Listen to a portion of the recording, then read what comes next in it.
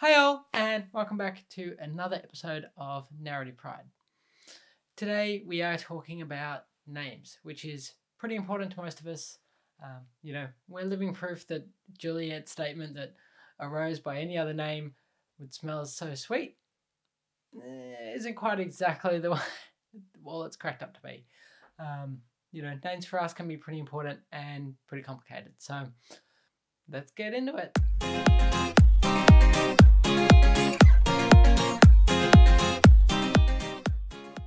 So coming up with a name for some people can be really straightforward. There's a name that they've always liked, a name that they've always had in their mind, potentially the first conception that they may have been trans. Yep, cool, that's my name. Um, for those people, great. You're a bit lucky. You don't have to give too much thought to it. It's amazing. But for a lot of us, choosing a name and deciding on what we're going to be using to identify us can be a bit more complex. Names are important. Names are how we represent who we are to the world. Particularly at the start of a transition, names might be the only way that we're really representing ourselves to the world, whether that's online or in person. Can really speak to who we are, who we want to be, and try and capture that from that first meaning. So, it is pretty important. Now, there are a lot of different ways about going and choosing a name, and it's all going to be dependent on realistically what matters to an individual person, but also the support around them. So, we can look up popular baby names. We can find out what our parents were going to call us if we were born in the other assigned gender at birth. All of those things, they're pretty common, and they all work. But for some of us, it's a real struggle, and there's a lot of things that go in through our mind. Particularly if we are in a close relationship, there might be some consideration about choosing a name in collaboration with our partner. They might have some sort of input. Oh, I don't really like that name. They might suggest a few names, and it can be a bit of a discussion process, which particularly if you have a partner that is really on board with your transition, that you aren't necessarily sold on a name before you come out. It's part of it's sort of potentially a discovery process with your partner. I can imagine that can be really amazing and beautiful, and a real way to build that relationship stronger and keep it going, because it is a hard thing to do to survive a transition, and be together on the other side. So like anything that can bring the relationship together closer, is well worth it. But it really depends on probably how you're coming out, how you've come to recognize that you might be trans, and whether, of course, that partner is going to be supportive, is going to be on board to engage in that sort of discussion. In my case, I wasn't sure about my partner's reaction. She'd said some things that made me a little bit concerned. And, I'd come to terms with the fact that I was trans, and I was trying to sort of get support, and really put myself out on an online context. So I felt like to do that and to help me build a conception of myself as my true self, I needed a name.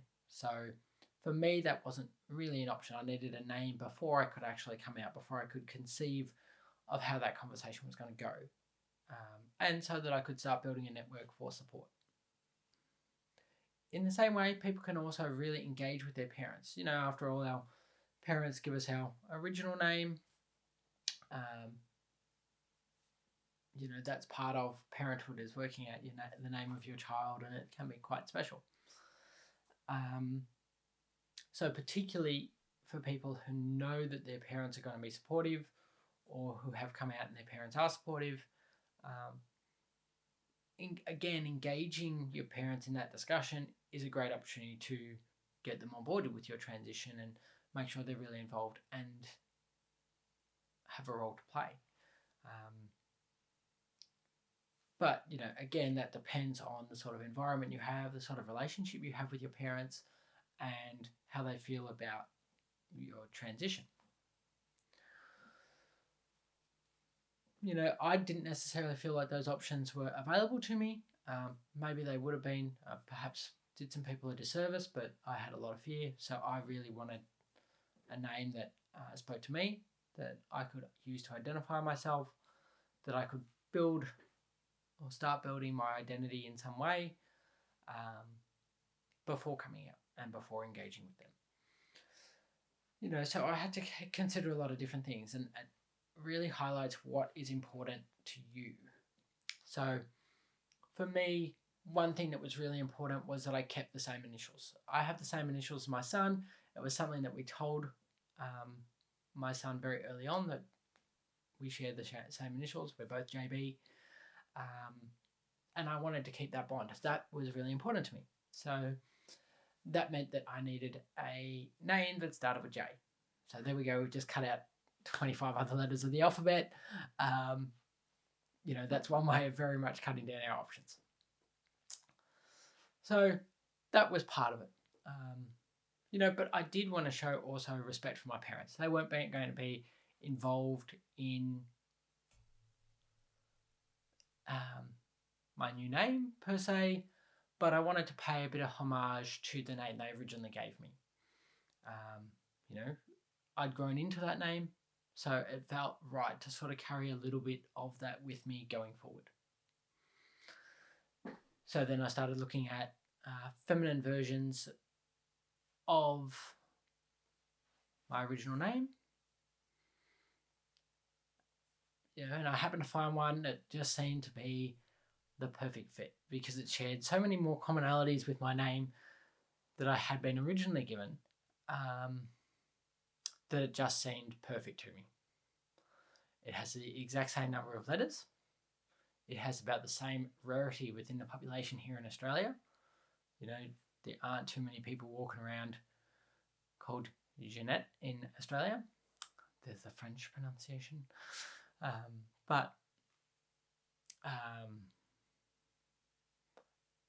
Added to that, I've always had to spell it, and I always had to spell my original name for people, because there were multiple ways of spelling it and they weren't necessarily sure. So I didn't necessarily think about it at the time, but one of the things that I got used to was having to spell my name. So still having to spell my name to people when they're writing it down or typing it into the system or something like that, is a little quirk that just is like, okay, well, that's always been part of who I am, part of little intricacies of my life.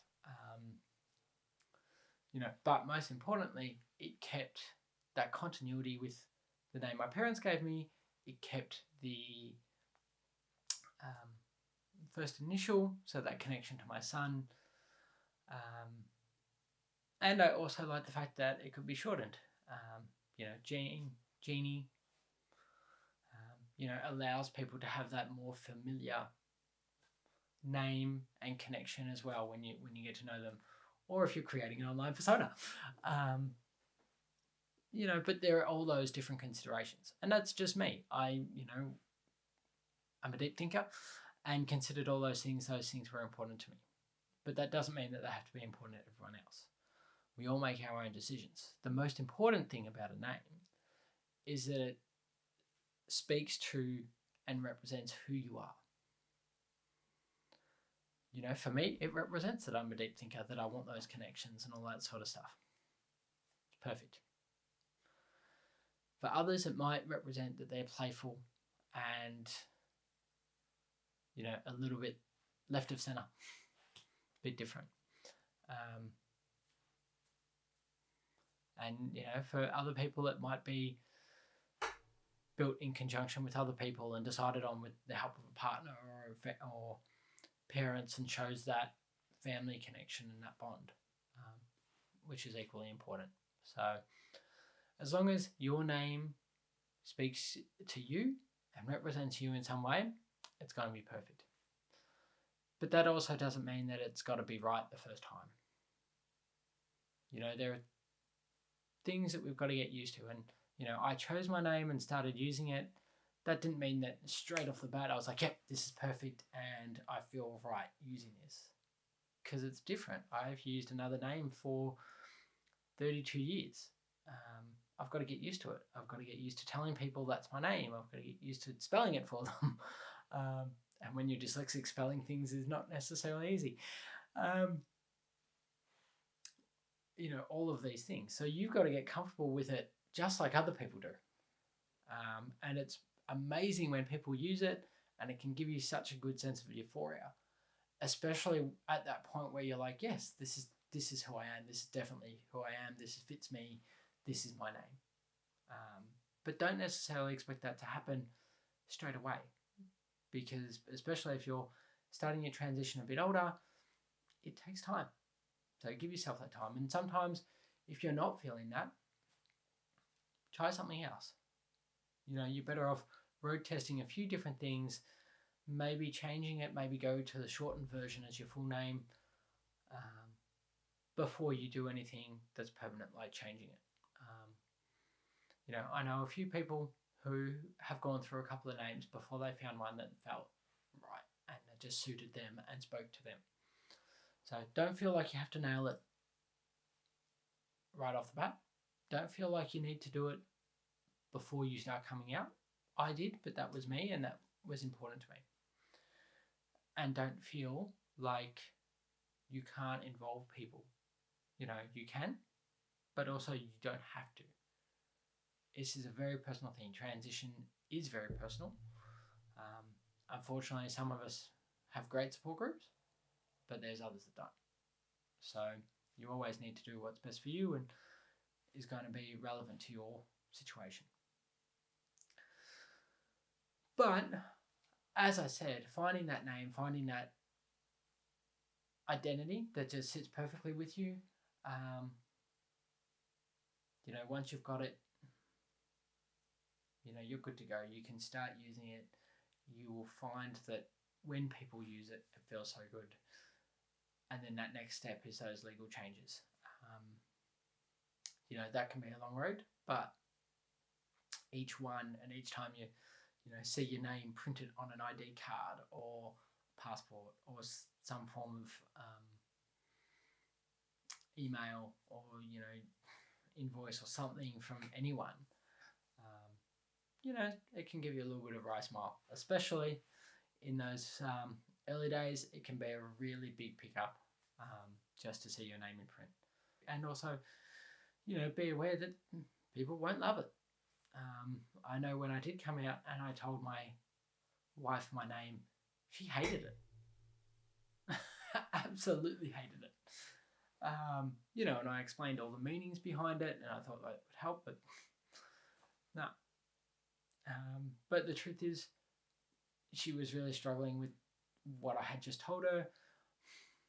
I don't think there's any name I could have chosen that she would have liked.